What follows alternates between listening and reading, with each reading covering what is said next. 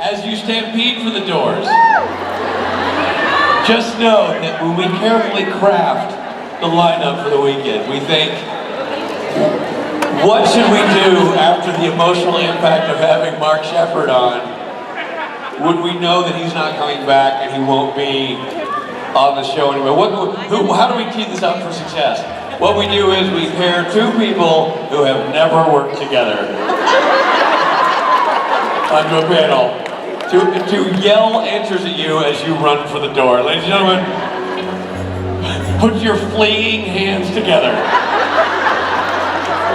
for Gil Chau and Osric McKinney!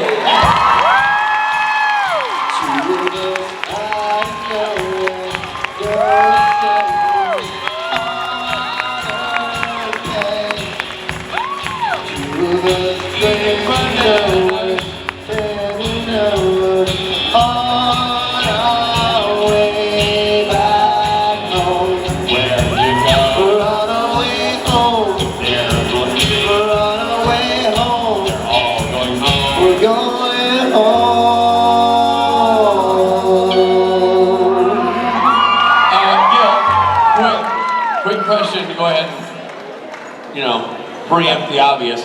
Is that the banana from your crotch last night? No, I ate that one. I ate that one earlier. Yeah. I took some really mushy and brown.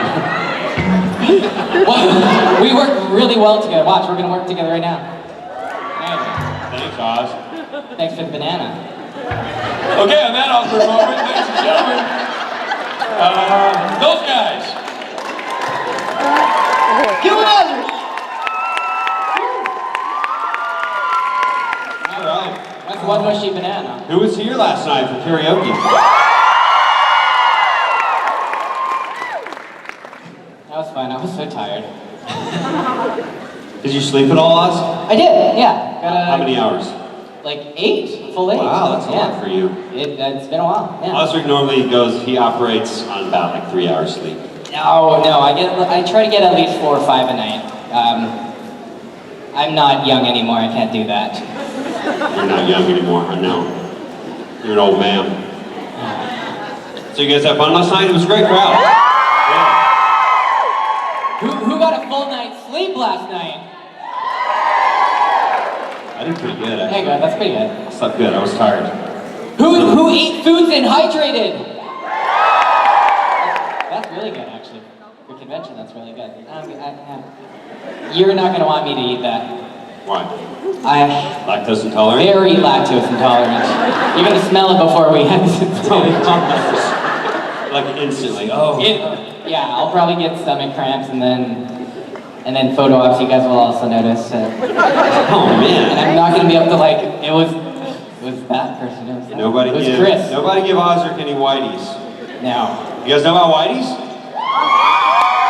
It's pretty damn good. Is that a local brand? Yeah, I guess local so. chain? I guess so. Stephen Norton got everybody whiteys in the green room. It's really nice. Yeah, he's good like that. Oh, that's why you texted me about ice cream. Yeah, there's a whole refrigerator in there. Why else would you think he would text you about ice cream? I don't know. I thought that was the weirdest thing ever. I actually didn't get it until yesterday. Did you ignore him? No, I didn't. I was in Canada, so I didn't get it. But it made no sense when I did get it. So no ice cream for you? No ice cream for me. I mean, yeah. You can have a bite. I'm not. They would kick me out of the green room if I had ice cream. You guys having fun? It's a big crowd. So how was Mark Shepard? Was that nice? I love Mark. I miss Mark. You miss him? Yeah. You miss him already? Yeah. Yeah. Should we open up the floor? Sure. Unless there's anything you want to talk about. I mean, probably. You're working a lot. Right? Can we talk about Dirk Gently? I'm totally going to talk about Dirk Gently. Yeah, I told you about this show called Dirk Gently. Set it up, Osric just... Dirk Gently? Holistic Detective. It's a really cool show, though. I don't know anything about it. I don't know how to explain it. It's, okay, quick premise. It's a detective, and someone dies, and he needs to solve this murder, except he ignores all of the clues and all of the evidence, and he follows a person that looks like they know where they're going. And he just seems insane because he just assumes that everyone is connected to this case and every random thing that happens is a clue or something that's connected to the reason why this person is murdered. And later on we realize that that's his power. So he's not crazy, he's still kind of crazy, but he's not crazy and everything is actually connected and he just doesn't know how his power works. So is this set in present day? Yes. And where? Seattle. Seattle. But it's also set 50 years ago, because there's time travel involved. Okay.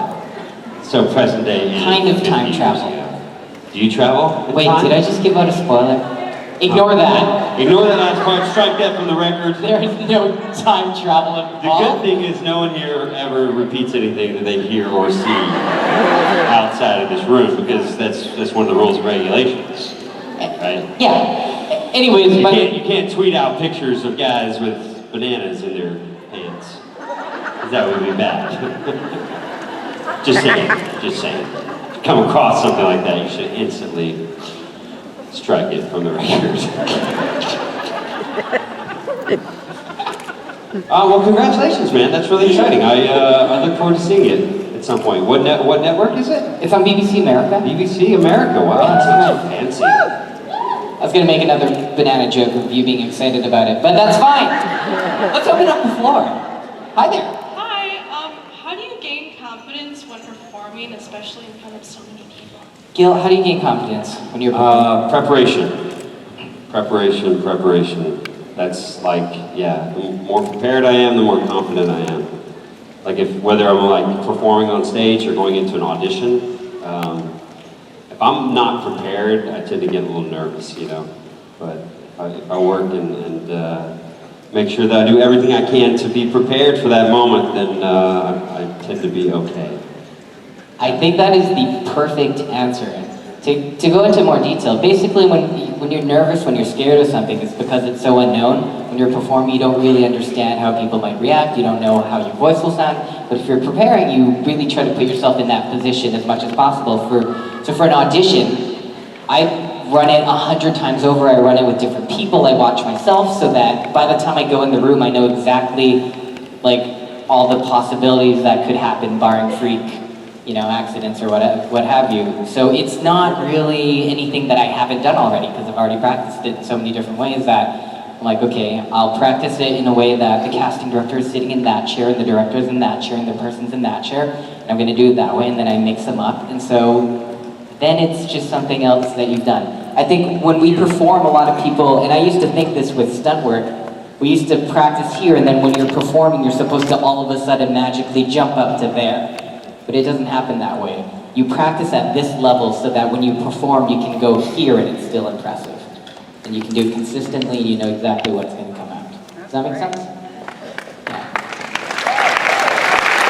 But for something like this, we're not prepared at all. We're so unprepared. You can't prepare for a panel. But I have had conversations with Gil before.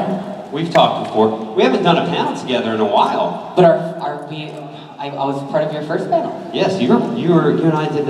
You were part of I think my first 3 panels. Yeah, in the that was DC. Yes. It was in May, 3 years ago. That was the first. It was May of 2014. That was the first time we came together, not having worked together. Yeah. And since right. we've shared so many bananas, and ice cream, so many memories. Want to go through it? Thank you. I don't know how to take that one. Okay. Hi. I'm nervous. I love you guys so much. Oh, you're so sweet. You're all right. We're nervous too. For both of you guys, if Kevin and Henry were both still alive, how would they react and feel about being stuck at a supernatural convention like this one? And what would they do and what would they say to their fans? I would probably ask a lot of questions as to who Henry was, and what his purpose was. And when he told me he was related to the Winchesters, I'd probably punch him in the face. Why'd you birth them? I think Henry would probably be really pissed off to see so many hunters in the audience, and he would be trying to recruit new men of letters. Really? And The concept of fans, though, that they would have fans, we'd probably just freak out. yeah, Henry he wouldn't get that. Also, Henry, when did Henry like grow up? What era? Well, in 1958, he was, mid-30s, so. There's a part of me that thinks that Henry might not want to be in a room with Kevin, but but maybe not. Yeah, well, it's a different time. It's a different time. It's just, There'd be a lot of explaining to do. post-World War II, so. Yeah, that's fine. Yeah. I don't know. Not a big fan of the Orientals, It's okay. I would convert him. I'd make you be okay with it. Yeah, Henry. Oh, God bless him. I would feed him all the ice creams. Yeah? Thank you. Thanks for that. Hi. Hi. If you had 3 wishes in the supernatural world, what would it be? What would they be? 3 wishes in the supernatural world? As opposed to this world? Yes, the supernatural world. But the powers are constant. They're, like, even if I wanted to wish for, like, all right, let's just make this non-supernatural world. Yeah. I don't know. Would you do that? Would you wish for the supernatural world to not exist? No. Why would I do that? I'm not sure if I understand the question. The supernatural world, like supernatural powers, anything? Well, yeah, Like the all of the TV show baddies universe, and all the of TV the show. things. Like your character in the TV show universe, what would your character wish for if they had 3 wishes? Wait, if Our character in in the supernatural show, Yes. as if we're still, as if this were a show and not the real world that is the supernatural world. To not be dead would be the first one. Second one would be for my grandsons to not be hunters. And the third one would be for just a hall pass with Josie. You mean You know what I mean? you mean Dean? Wait. What? Are we making With these Josie. wishes as our characters or as ourselves? Whichever one you guys want to Oh. She's like, just answer the question. You gotta be more specific. Okay. I did it. I'm done. Go. All right. If I had 3 wishes, 3 wishes. Don't ramble. Just lay. Can I wish for more wishes in case I change my mind? Okay. No. I would wish for. If I were me wishing for supernatural. It's gonna be a while. I know. No. I would. They're doing really good with it, but I would wish for more diversity on the show. I love the female representation that they're having. I would wish that. Have they done a happy episode yet? I wish for one happy episode. Where like just things are happy, things work out. It's filler. It means nothing. And everything goes well. Just one, and then they can go back to being dead. And I mean that's pretty much it. 3 episodes. No, I mean this show has done everything already. You have to wish to be back alive. Yeah, dude, that's what I did. That was my first one. Okay, all right. No, I want Kevin to be very good at being dead. I want him to be the best at being dead. No? Let's get on the next question. I'll wish for 15 seasons, long enough for Kevin to come back. How's that? No. Hey, Hi, how are you? good, how about you? I'm well. Good. So I was just wondering what projects you guys had going on right now, besides the obvious ones. Can I talk about Dirk Gently? No! Please stop. I talked about Dirk Gently like 30 times. Wow. I heard it's a really good show. Someone loves to promote Dark Gently. You should have seen him at Phoenix Comic Con. Oh. Every person. Really? Everyone kept telling me what a great show was. I didn't know what else to talk about. I would love to talk about my EP, which is going to drop on Monday. What's coming out on Monday? Yeah. Because I haven't promoted it very well up until now. So yes, this Monday, the 17th, I recorded an EP that Jason Mans produced, and it will be available for purchase on cdbaby.com, and you'll be able to download it on Amazon, iTunes, all those wonderful places. Thank Did you get? Who heard him at karaoke last night? So Gil's also doing a couple of songs tonight at the Saturday Night Special. You're gonna be here tonight, right? Are you singing? Oh yeah, I'm gonna be there too. But Gil is also gonna be here doing a couple songs. Yes. You gotta come to the Saturday night concert tonight. If you've never been to one, especially, you need to come. It just gets better and better every time, in my opinion. But yeah, so back to my EP. What's it called? Well, it's called How Was I to Know, which is the title of my single that's on the EP. What's it about? Well, I don't know that I wanted to give away too much at this point. You don't have to read out the lyrics. Who is it about? I don't know that I want to divulge that, actually. Is it personal? It's very personal. It's very personal. Is it a love song? In a sense, yeah. Is it a slow song or is it a fast dancey song? It's a slow song. It's definitely not a dance song. Can you give us a sample?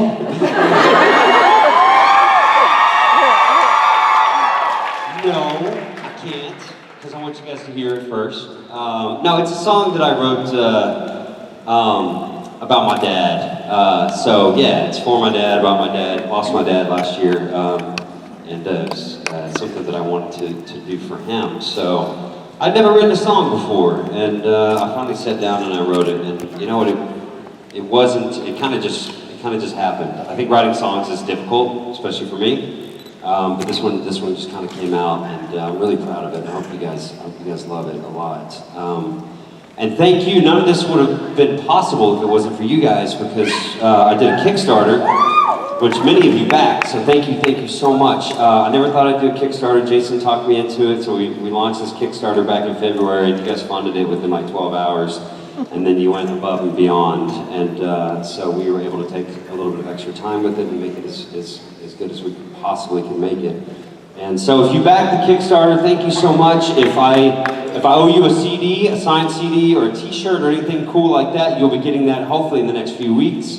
I've got boxes of stuff in my garage at home, and I had the pleasure of Skyping with, I think, 12 or 13 people this week, which is cool. There's a Skype level on the Kickstarter, so if I owe you a Skype call, you're going to be getting that soon as well. I'm so excited to hear it. Thanks, man. Yeah, there's two originals. One I wrote, one that Jason wrote that he gave to me to sing, which I'm so grateful for, and then there's 5 covers. So. I still remember the first time most of us heard you sing, and all of our jaws just dropped, and like, oh, Gil's got this, and we just backed away slowly off of the stage. You didn't back off stage. You sat down. Oh yeah, I did sit on down. The stage. I wanted to see it. I wanted to witness it in person. How was that noise coming out of his mouth? Thank you. Thank you. But it comes out Monday. Monday the 17th. Oh, Monday the 17th. Gil's EP. How was that to know? Hi. I had debated whether I wanted to come today just because of money and stuff, but then I read your chapters in the Family Don't End with Blood book, and it just kind of really sealed the deal. And I just wanted to know what kind of feedback you've gotten, because I myself was very touched by you sharing your stories, and they were really cool. So. Well, thank you. Yeah, it's been a really cool thing. I love when you guys bring the book to my table to sign. I'm very proud of being a part of that, and it's nice to be able to put author next to my name. Did you do that? No. we wrote chapters in a best-selling book, right? So that's pretty cool. Yeah, it is kind of cool to write something. I wrote that chapter, a couple years ago, so it's everything in there still rings true today. But yeah, it's nice to go back and I actually read the entire book myself, and I was really touched by a lot of the stories, not only from my fellow actor friends, but the fans and other people that contributed. So if you haven't read it, I recommend it highly. I just got it. I'll read it. You haven't read it yet? No, I just got it. Sure. I just got it. Sure. You gotta read it. I know, I will read it. I'll read your chapter first. Yeah, it was great to be a part of, and it was really nice to read everybody's chapters too, and I learned things about Osric that I didn't know. Learned things about everybody in there that I didn't know. I mean, I think the writing experience was really nice for me. I've never written anything knowing that it was going to get published. I don't know. Was that daunting for you? Yeah, no, I'd never written anything. I didn't know what the book was going to be or how popular or successful it would be at that time, because I still was somewhat new to this whole scene. But yeah, it was nice to feel like I was a part of something and that somebody was interested in how this whole world had changed my life. So it was kind of nice to just sit down at my computer and you know, let it flow, let the thoughts flow to the page, and yeah, I'm proud of it. Yeah, I mean, this was like 2 years ago now? Was it last year? I wrote mine like 2 years ago, I believe. Yeah, I think that sounds about right. I remember it being it's a really nice feeling of just being able to kind of, an outlet to put all the feelings that you have with the fandom. I remember not having enough time to write everything that I wanted to write, and I told Lynn that I was gonna, like, hold on, give me a month and I'm gonna finish the chapter, and then she got back to me and I still didn't have time, and we ended up just edited, like, there it is.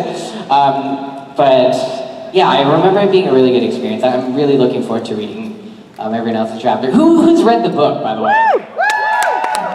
Okay, if you don't know about the book, I think Lynn has a table down the end.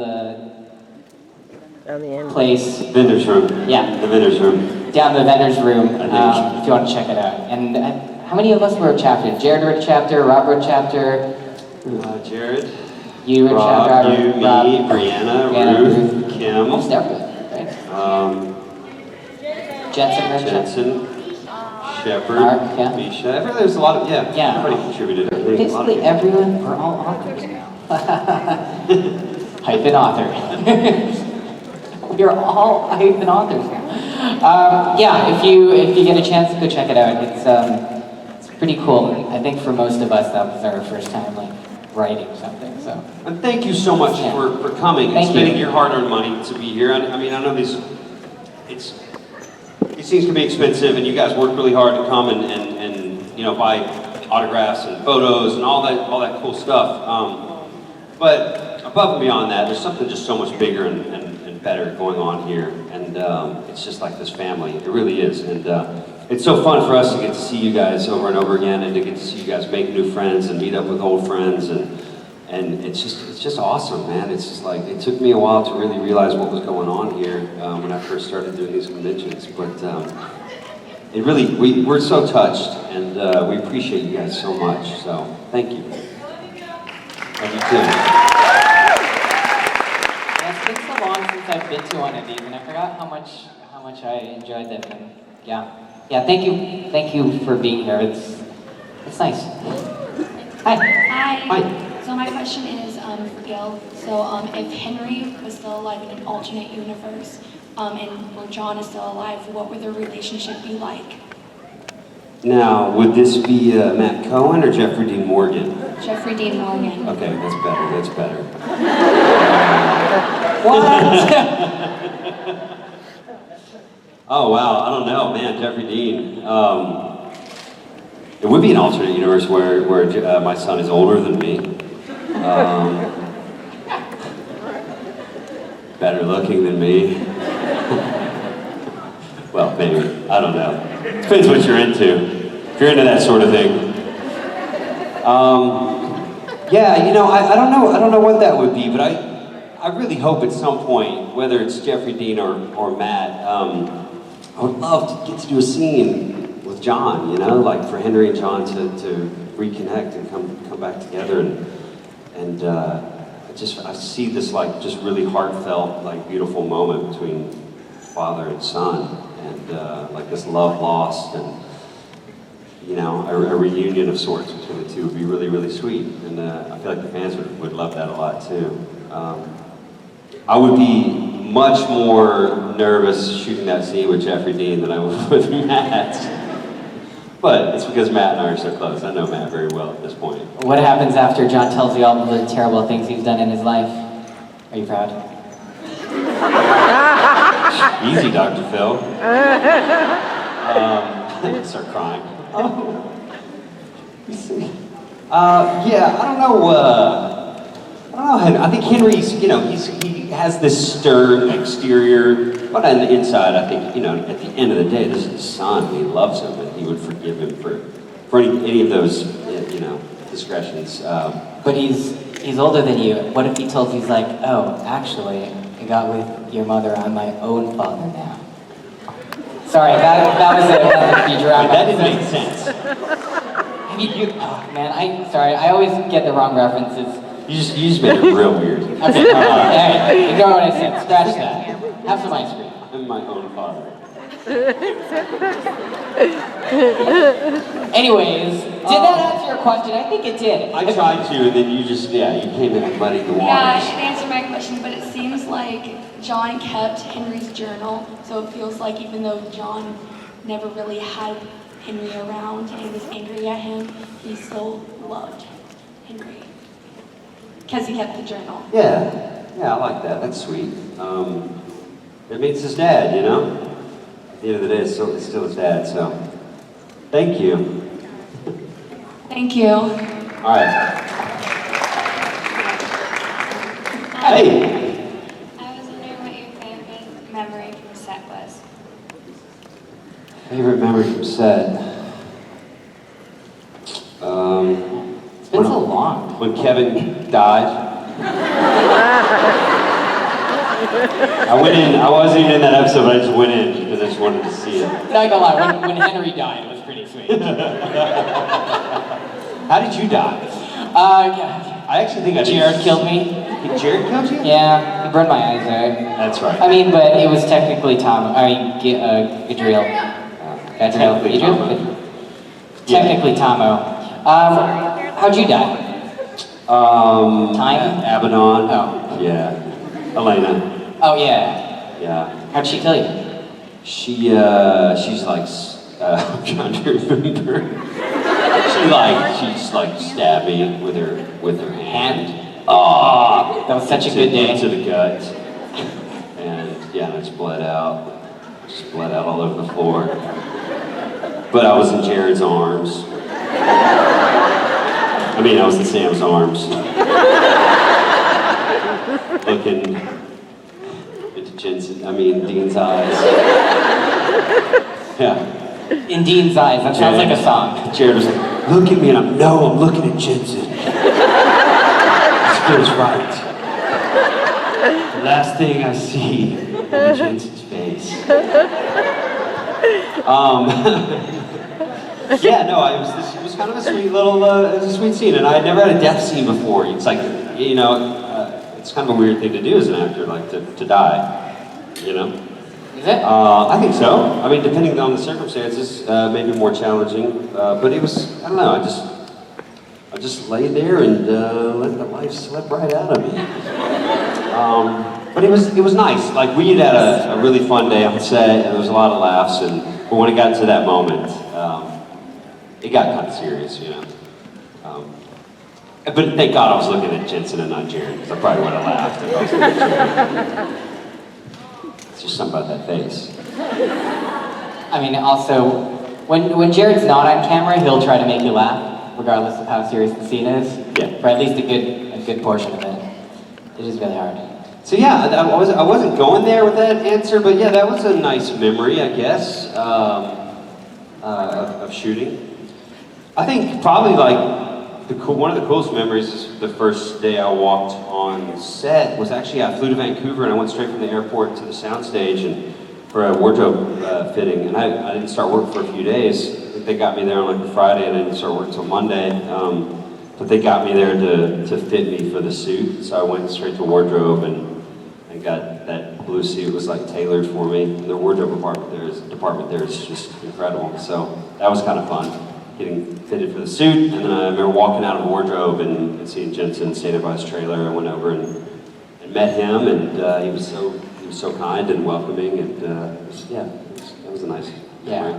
I mean, I enjoyed so much of my time in Supernatural. I think my favorite thing about it was just being able to, because I did most of it at the actual studios, just like walking through the parking lot, saying hi to the guard at the gate, popping into the VFX trailer and saying hi to the guys, and just like knowing every single person as I walked to my trailer.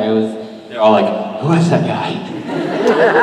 But it was just a nice feeling because I've never really had a job long enough to be able to do that. kind of felt. Yeah, that's cool. When you get to, like, you feel Yeah. like you're actually a part of it. Yeah. Yeah. And it, What's that like? yeah, it was nice. That would be nice. To be around for longer than an episode. You're only in one episode? I did two. I did one in season 8, one in season 9. Well, I mean, it's kind of like the cons here. That's why we like them so much, because it's so familiar. True. Yeah. Yeah, I was lucky enough to get to be on ER for 2 seasons, and that was really fun. That was cool. The last 2 seasons of ER, and I killed the show. Just went right downhill once they cast me. Yeah, so that was really cool. That would be the closest thing that I would have to that sort of experience, is just that kind of family environment, you know, and having somewhere to go to work every week was really, really great. And to get to work on an iconic show like ER was like a dream come true. Was George Clooney was in it? Clooney? No, he was way gone. He was gone, he only did like 5 seasons. Only 5? I think so, and then the show went on to do 15 total seasons. Oh, I know nothing about the show. Yeah. They did 14 seasons, and they hit the 300th episode mark, which I think this show has a really great chance of doing. And then that was going to be it for ER, and then the writer's strike happened. And so NBC and Warner Brothers gave ER a 15th season because of the writer's strike that happened. Because the show was already like, you know, a well-oiled machine and ready to go, so I got really lucky, so I got a whole nother year of working on that show.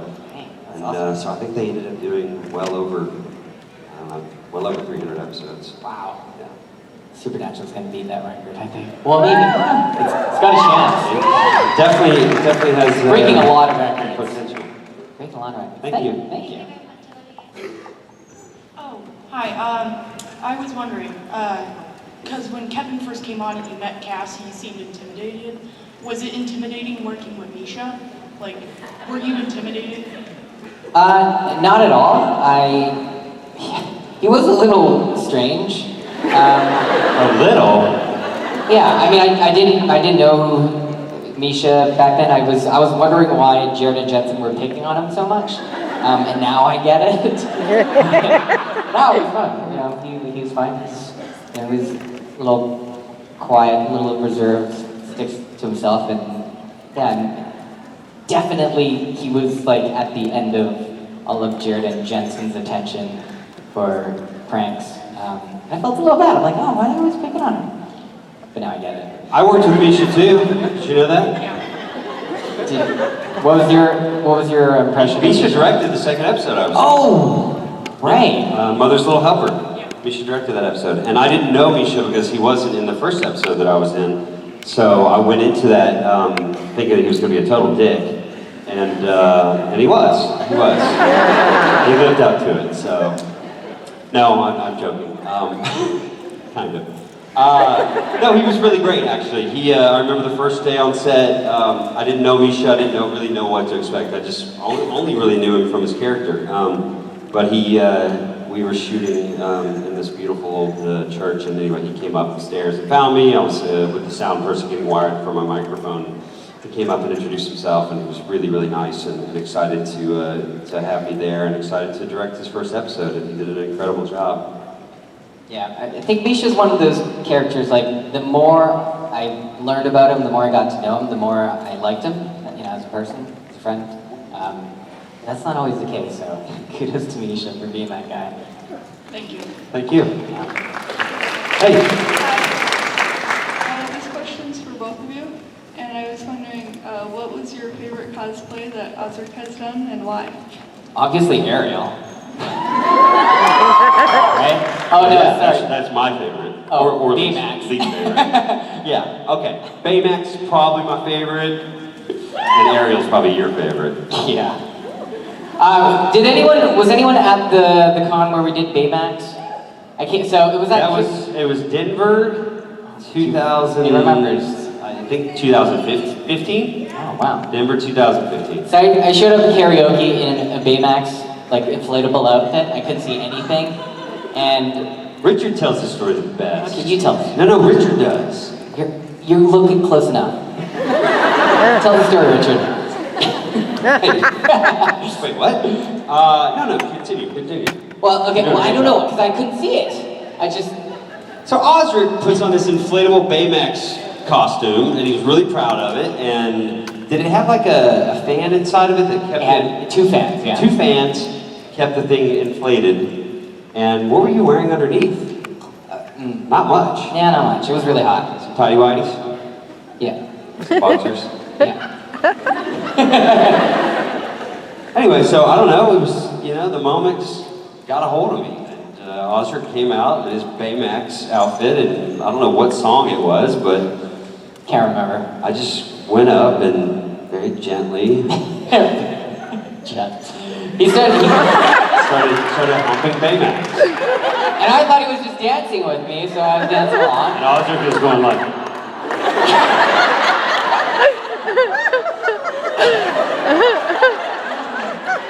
But then he pushes one of the fans into my costume, and I start slowly deflating. I don't know what pushed the fan. I don't know about that. But he starts slowly deflating.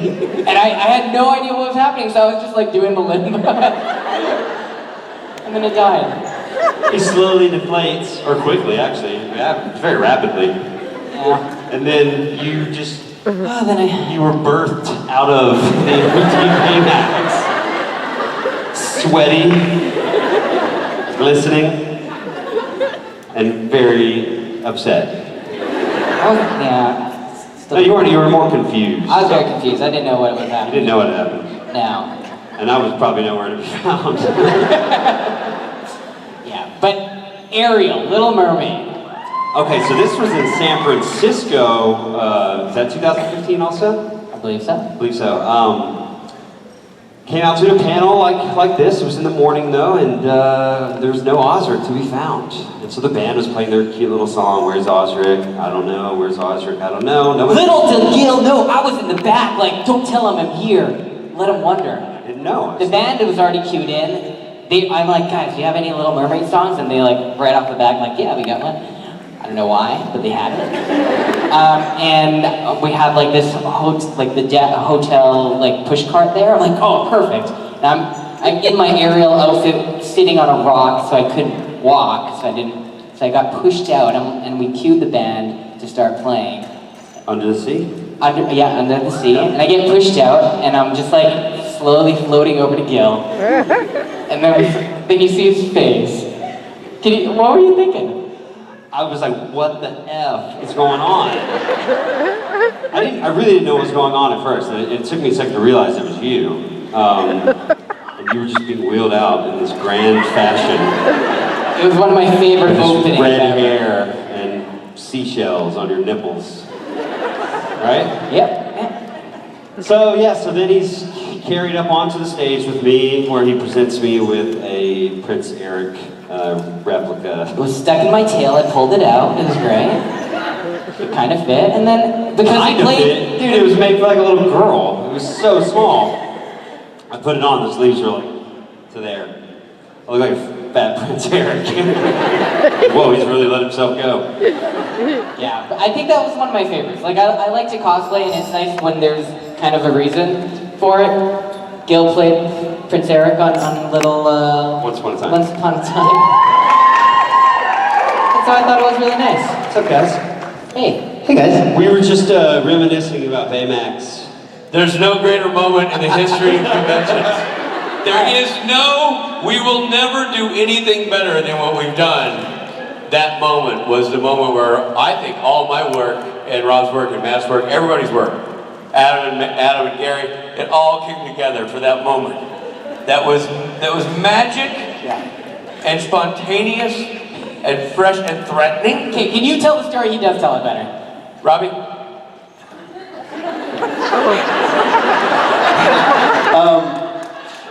Osric was dressed in the Baymax outfit. Yes, he was. And there's a great picture of you backstage too, alone, sitting by yourself. Anyway, on stage. And explain the outfit, like it had a fan that inflated the whole thing. So it was like, it looked like the Michelin Man. Like there was no part of Osric that was visible. He looked like those things outside a gas station that blow in the wind. They're like. And he came out and started doing a jig on stage. He started dancing.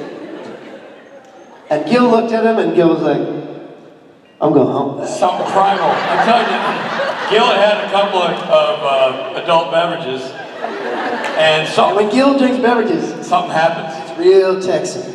Oh, here we go. Here it is. I don't know if we can get that up on here. There's Osric in the Baymax outfit. Is this your home screen, Mike? Is this how you... So that, You see it?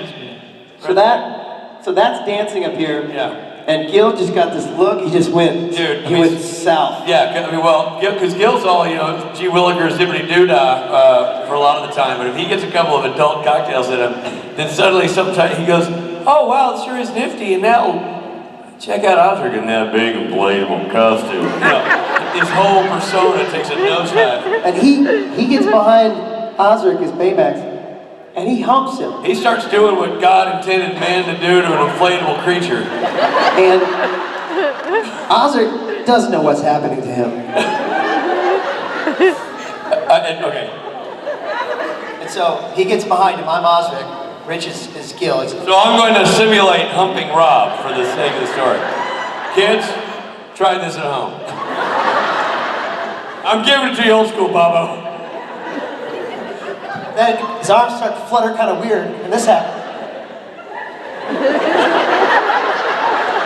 You know, it's Baymax, so you can't see a human form in there.